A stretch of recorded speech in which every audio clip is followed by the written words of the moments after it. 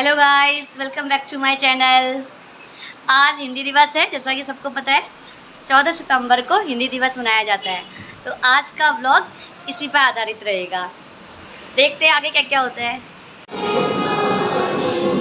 आप देख सकते हैं कितने अच्छे तरीके से बच्चे प्रेयर कर रहे हैं, बिल्कुल डिसिप्लिन में खड़े हुए।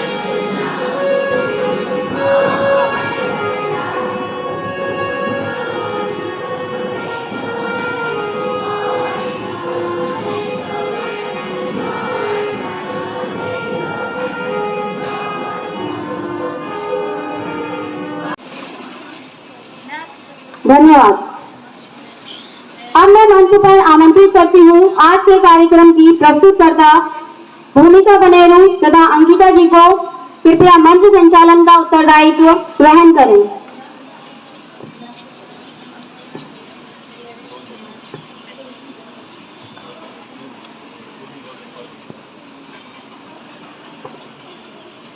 जिन जिन की बोली है हिंदी, सब भाषाओं से निराली है हिंदी। हिंदी से प्रकट होती है संवेदना, स्वदेश प्रेम की अभिव्यक्ति है हिंदी। जैसा कि आप सभी जानते हैं, आज हम सब यहाँ पर हिंदी दिवस मनाने के लिए एकत्रित हैं। और इन्हीं पंक्तियों के साथ आपको मेरा स्वर्णिम सुप्रभात। आदरणीय संस्थापक महोदय, स्वर्णिम संस्थापक महोदय, सम्मानित प्रबंधक महोदय, माननीय प्रधानाचार्य महोदय, सम्मानित अकादमिक समन्वयक महोदया, माननीय अध्यापकगण एवं मेरे प्रिय भाइयों और बहनों, मैं भूमिका पुनेड़ा और मैं अंकिता चंद, कक्षा 9 की छात्रा, आज के कार्यक्रम की प्रस्तुत करता है।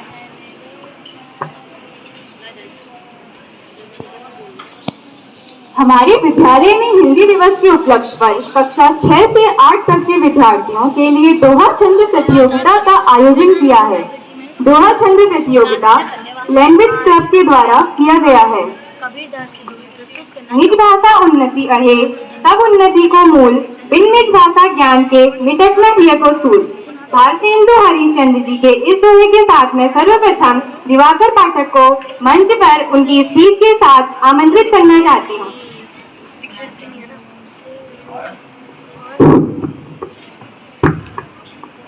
सम्मान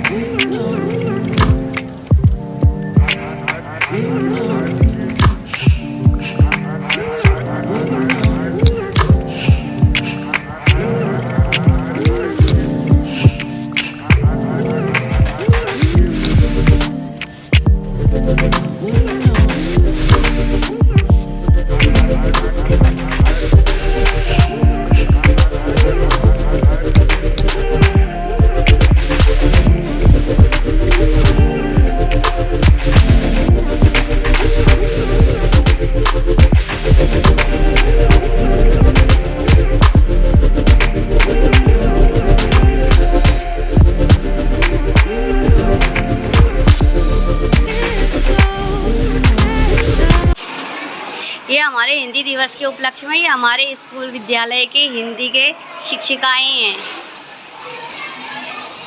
जैसा कि मैंने आपको बताया आज हिंदी दिवस सेलिब्रेट कर रहे हैं, तो हिंदी दिवस सेलिब्रेट करने के उपलक्ष्य में यहाँ डेकोरेशन किया गया है।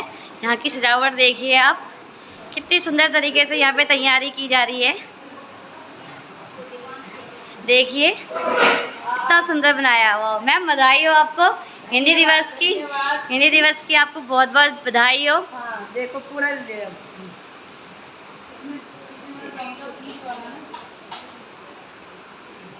ओके पूजा मैम, दीपा मैम, आपको स्पेशली बधाई हो हिंदी की शिक्षिका होने के उपलक्ष्य में। Hello ma'am. 27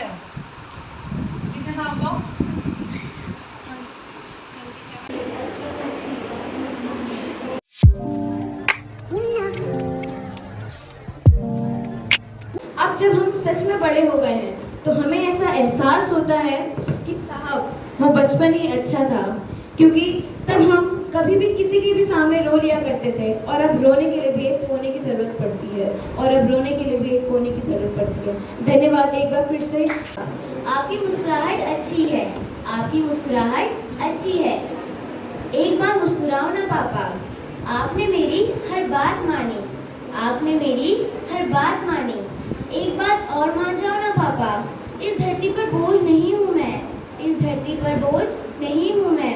दुनिया को समझाओ ना पापा, दुनिया को समझाओ ना पापा। धन्यवाद। आना भी ज़रूरी है, अंधेरे नफरतों के रंग मिटाना भी ज़रूरी है, मोहब्बत के चिरागों को जलाना भी ज़रूरी है, मोहब्बत के चिरागों को जलाना भी ज़रूरी है। और जो मेरा अगला है उसमें आजकल आपने देखा कि बच्चे बहुत काम करते हैं, मतलब दुकानों पर, तो मैं उसके ऊपर बोलना चाहूँगी। सड़क पर आज कूड़ा बीनते बच्चों के हाथों में, किताबें पेन कॉपी अब दिलाना भी ज़रूरी है, किताबें पेन कॉपी अब दिलाना भी ज़रूरी है। हमारे देश भारत पर कभी जब आज आ जाए, वतन पर जान की बाजी लगाना भी ज़रूरी है, वतन पर जान की बाजी लगाना भी ज़रूरी है। हमारे भाई बहनों पर जो पश्चिमी कल्चर छाया है, हमें भारत के कल्चर को बताना भी ज़रूरी है, हमें भारत के मैं उत्तराखंड की बेटी हूँ, बसने को पति निवास मिला। मैं वाल्मीकि का प्रथम छंद गंगा की अमिट कहानी हूँ, मैं वाल्मीकि का प्रथम छंद गंगा की अमिट कहानी हूँ। है गर्व मुझे, अति गर्व मुझे कि मैं एक हिंदुस्तानी हूँ, है गर्व मुझे, अति गर्व मुझे कि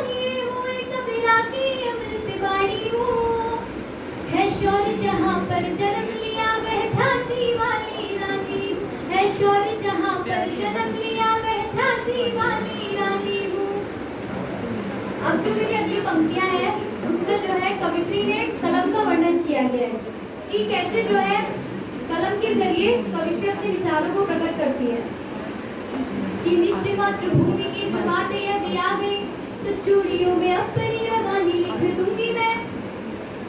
नीचे नीलकंठनी को करके प्रणाम लिखती नेताजी सुभाष चंद्र बोस लिख दूंगी मैं। नेताजी सुभाष चंद्र बोस लिख दूंगी मैं। राजधर्मता को मानित करते जो पुत्रदान पन्ना धाय माई की कहानी लिख दूंगी मैं। एक शब्द में यदि कहो जो शौर्य लिखने को झांसी वाली रानी मर्दानी लिख दूंगी मैं। झांसी वाली रानी मर्दानी लिख दूंगी मैं। अंतिम जो मेरी पंक्तियां हैं वो हमारे देश के शहीदों को समर्पित है कि शोहरत ना अता करना मौला, दौलत ना अता करना चाहे, जन्नत ना अता करना मौला, समय वतन की लो पर जब, समय वतन की लो पर जब कुर्बान पतंगा हो, होठों पर गंगा हो, हाथों में तिरंगा हो, होठों पर गंगा हो, हाथों में तिरंगा हो, जीते जी इसका मान रखे, मरकर मर्यादा याद रहे, हम रहे सलामत रहे बगैर इसकी सज धज। अब खुशबू वर्मा आपके सामने एक बहुत प्यारी सी कविता सुनाने वाली है, जिसको सुनकर आई होप कि आप बहुत आनंदित होंगे। आसमां छिन गया तो क्या नया ढूंढ लेंगे, ये आसमां छिन गया तो क्या नया ढूंढ लेंगे, हम वो परिंदे नहीं जो उड़ना छोड़ देंगे।